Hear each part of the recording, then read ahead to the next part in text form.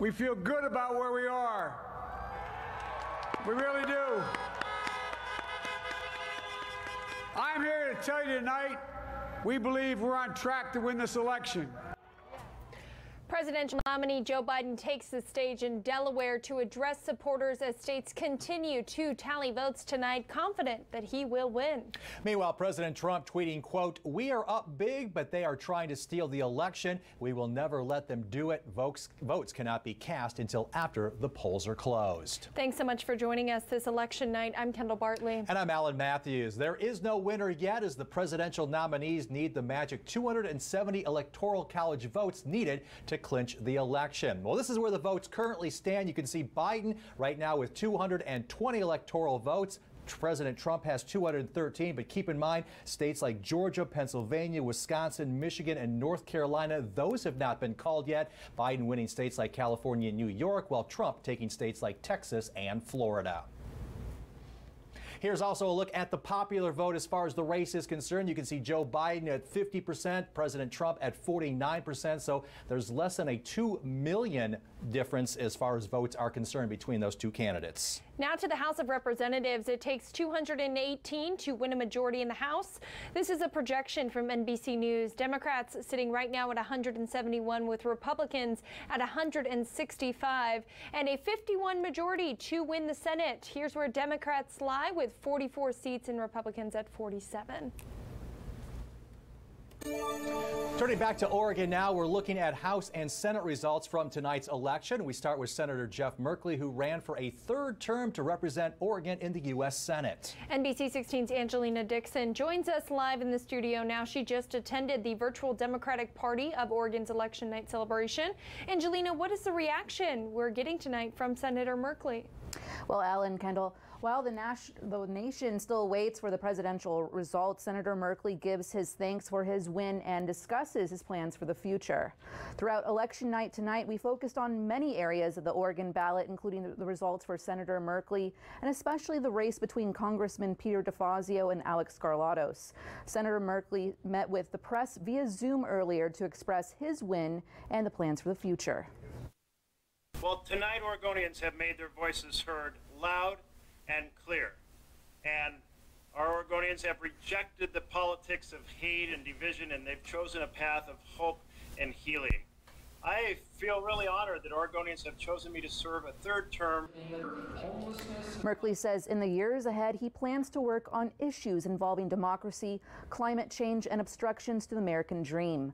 Just an hour ago, DeFazio talked about his win and being reelected to represent Oregon's 4th congressional district in the 117th Congress. We want to lead the world in dealing with the most existential threat we have, which is climate change. We want to restore integrity to the national government. This, quite frankly, I got to say this, is the most corrupt administration in the history of the United States of America. And DeFazio says he's hoping former Vice President Joe Biden wins, as they would partner in rebuilding the nation's infrastructure and putting millions of Americans to work. For the final results of Oregon House Representatives, Congressman DeFazio led with over 52%, as Skarlatos came in at just over 45%. Thanks, Angelina. Now we head to Douglas County, where NBC 16's David Ochoa was at a watch party at the Republican headquarters in Roseburg. David, what's the reaction tonight to DeFazio's win? The results are coming in for local measures and races, and it doesn't look good for Alex Skarlatos or the Move Oregon's border movement. In Douglas County, Skarlatos was very successful, capturing about 63% of the vote, but district-wide he had about 45 to Peter DeFazio's 52%. You got to give Alec credit because he took 4 of the 6 counties. The only counties he didn't take was Lane and Benton. The rest of the counties all went for Alec. For Skarlatos, it's his second misfire in politics. He also lost a race for Douglas County Commissioner. Before the race, I asked him if he would run again if he lost. He said he didn't know yet. If we could break off from that district and create a new district, which is very possible, then we could elect a Republican representative. The feeling of not being represented is what created the Move Oregon's border movement. But about 58% of Douglas County is not interested in becoming part of Idaho. I think Idaho votes more like Eastern Oregon and Southern Oregon, and we would feel very represented by them, but the likelihood of that happen is pretty low. Although Douglas County Republicans are disappointed by the state results, they're encouraged by how well they did locally. They hope it's a sign for the future. Reporting from Douglas County, I'm David Ochoa. Meanwhile, the Oregon State Senate District 5 race has been a very tight race. Republican candidate Dick Anderson is slightly ahead of Democratic candidate Melissa Cribbins by just under 800 votes. NBC 16's Amanda Slee spoke with Dick Anderson this evening. I'm Amanda Slee, reporting virtually in Coos Bay. Here I have with me Oregon State Senate District 5 candidate Dick Anderson. Dick, how are you feeling about the results so far? Well, Amanda, thank you. Thanks for calling and having this interview. I feel real good. It's so much better to be on this side of the equation, ahead in the vote count. So it's feeling good, and this late in the counting as well. So I'm very confident. And what moment stands out to you along the journey? Certainly the whole process, because we started back in December with this campaign, and visiting all the communities up and down the coast and into Polk County and Yamhill County. And I think it speaks of what's going on in our country and certainly our state today, of a desire to find some middle ground balance, and that's what I've talked about all the way along in the campaign. And kind of the regionalization of the coast, being sensitive to the coast for a change rather than the state as a whole. So those kind of things, I'm interpreting that those campaign messages have paid off and resonated with the voters. So, I'm pleased with that. Awesome. Well, thank you for taking the time to do this interview with me tonight. And this is, again, Amanda Slee reporting virtually in Coos Bay. We now turn to the race for Secretary of State, replacing the current Secretary of State, Bev Clark. Now, currently, Democrat Shamia Fagan leads that race. In fact, it looks like she's been declared the winner in that race at 52% of the vote. Kim Thatcher falling behind.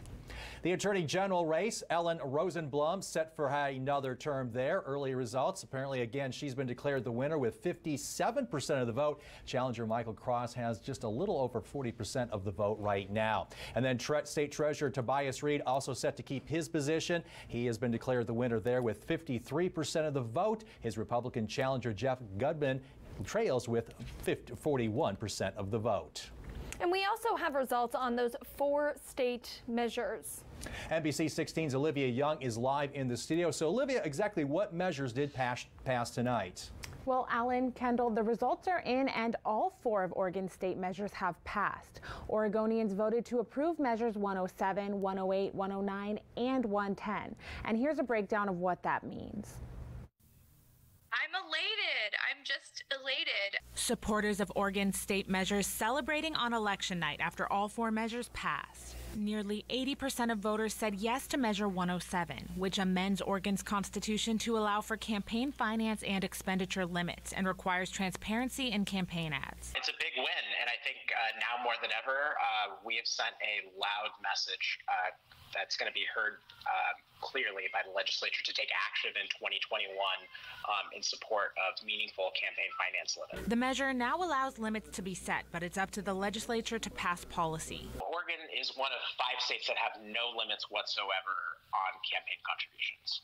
And Oregon will have its first ever vape tax thanks to Measure 108, which will impose a 65% tax on nicotine vaping products and increase the cigarette tax by $2. I can't emphasize enough that Measure 108 is a win-win-win for Oregonians.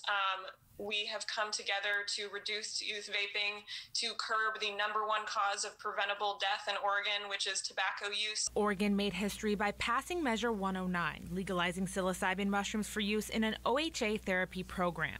Voters also passed Measure 110 to expand drug addiction treatment. Oregonians made their voices heard loud and clear at the ballot box that, it's time for a better approach to drug addiction, that they know people deserve treatment, access to care, not criminal punishments. The measure doesn't legalize drugs, but reclassifies misdemeanor possession of substances like heroin and cocaine as infractions. And it just changes things so that instead of being arrested, shamed, stigmatized, you are connected with care and services so that if you want help, it's there for you. While there was certainly some opposition to these measures, Oregonians this election have overwhelmingly voted to make these statewide changes. They should start taking effect January 1st of 2021. Back to you.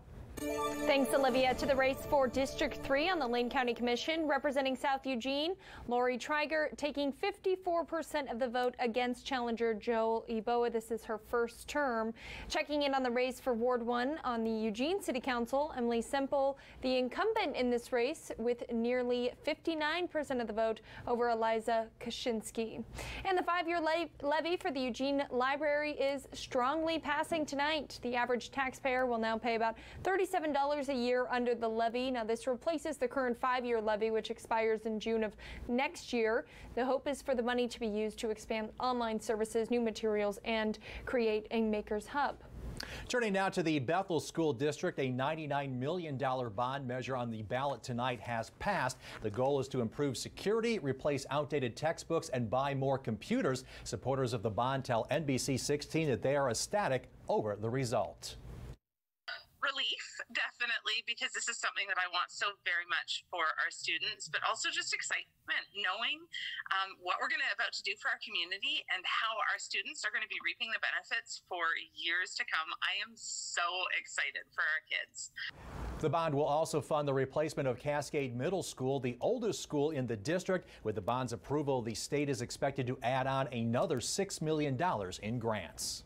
Moving on to the Springfield City Council Ward 3 race, Corey Rodley at 55% over Johannes Tadeo with 45% tonight. Also in Springfield, a 5-year levy on the ballot for fire and life safety services.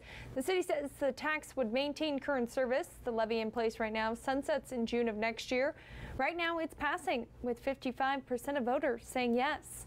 And keeping track of the McKenzie School District bond that's looking pretty tight tonight with 52% voting no. The school board was looking for $15 million for repairs and upgrades, but that proposal for the tax increase came before the Holiday Farm fire, so they were hoping voters would vote no.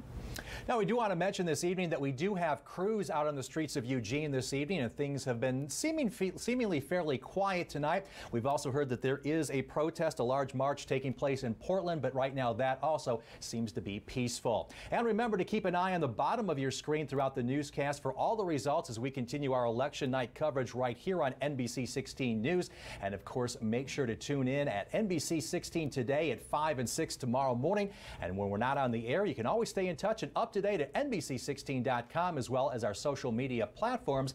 We have more election coverage in just a few moments.